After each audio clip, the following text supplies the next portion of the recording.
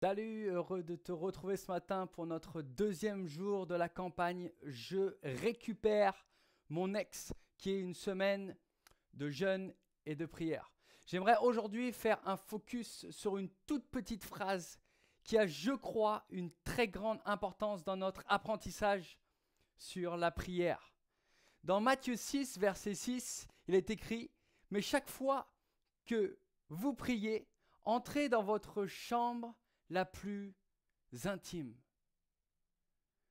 Je suis à peu près sûr que Jésus était un introverti. Pourquoi je dis ça? Parce qu'il est parti de sa famille à 12 ans, après quoi il n'y a plus d'histoire, il n'y a plus d'enseignement de lui, rien, aucun.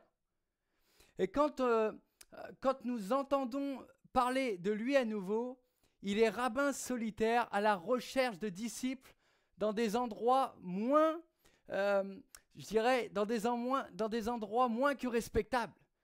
Puis il est reparti et cette fois, il a erré seul dans le désert pendant 40 jours et 40 nuits. Ce qui était à peu près un peu, je dirais, impoli de sa part parce qu'il manquait les rituels du sabbat et les services du temple. Il décollait constamment, se faufilait avant l'aube. Vous voyez un peu.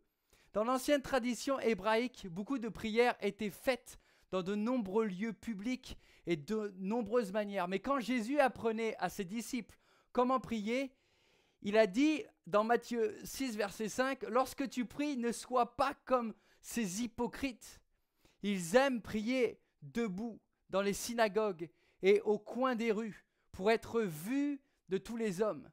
Je vous le dis en vérité, ils ont leur récompense. » Je crois que la prière publique peut être belle, puissante, parfois hypnotique, apaisante. Mais il y a malheureusement une réalité qui est toujours présente dans notre société, dans notre siècle aujourd'hui. Tous ceux qui prient en public ne sont pas sincères. Et j'ai déjà prié sur scène et devant de nombreuses personnes.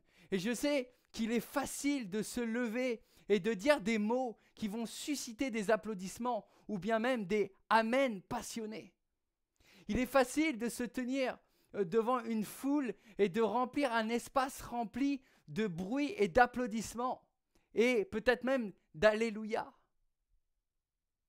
En fait, bon nombre d'entre nous, peut-être pasteurs, savons exactement quoi dire et comment le dire pour créer de la ferveur. Mais je crois qu'il est facile de créer du bruit dans un moment de prière publique, intense et peut-être véritable.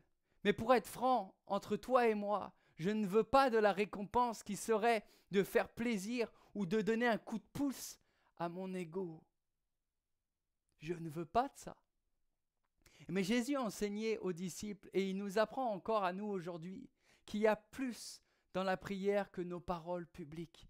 Il y a plus dans la prière que nos paroles étant témoins et entendus ou même applaudis. Il y a plus dans la prière que des mots. Il y a plus dans la prière que la forme, que même la structure elle-même. Mais chaque fois que vous priez, que tu pries, entre dans ta chambre la plus intime, dans ta chambre la plus introvertie et sois seul avec le Père, le priant en secret. Ce qui est intéressant de s'apercevoir dans ce passage, c'est que comme la plupart des gens à l'époque de Jésus, les maisons avaient seulement une ou deux pièces. Alors je trouve cette suggestion que je te fais maintenant de ce verset intéressante. Entre dans ta chambre la plus intérieure et prie en secret. Et peut-être que la chambre la plus intime de Jésus était une montagne, un lac, un désert, ou bien même le silence, son propre cœur et ses intérieurs. C'était peut-être une invitation pour les disciples à embrasser le vide et la solitude au lieu de remplir l'espace de bruit. Vivre dans le calme, dans sa présence. C'est une chose de parler, c'est une autre d'écouter. C'est encore une autre chose de simplement être en présence de Dieu. Un endroit où les mots semblent inadéquats, un lieu connecté où il y a souffle, esprit et transformation intérieure. Et je crois que notre culture occidentale a eu tendance à être une culture extravertie et une culture du c'est possible. Mais je crois que la prière est trop facilement devenue une tentative de changer Dieu et de nous agrandir au lieu de ce qu'elle était censée être, une pratique intérieure pour changer celui qui prie. D'ailleurs, je crois que c'est ce qui se produira à chaque fois que nous prierons, et à chaque fois qu'on va se tenir calmement dans sa présence, totalement sûr, permettant au regard de Dieu d'envahir et de guérir notre inconscient. C'est ce même endroit d'où viennent 95% de nos motivations et de nos réactions tout au long de la journée. Quel bel apprentissage pour toi et moi aujourd'hui. Je te dis merci pour ton soutien dans la prière pendant cette semaine de jeûne et prière. Prie pour la ville d'Aix en Provence et pour cette implantation de l'église le 2035.